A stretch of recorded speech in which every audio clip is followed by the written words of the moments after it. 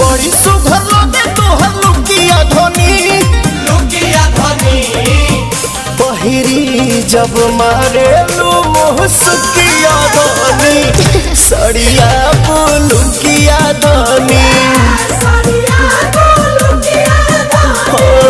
सड़िया बुलुकिया धनी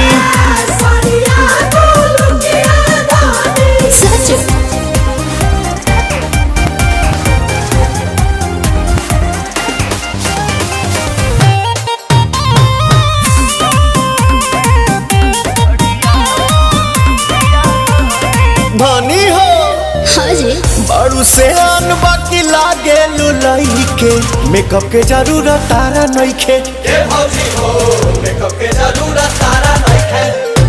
बोला भाभी अब तू तहकी माटा ले आई कुछ मीठा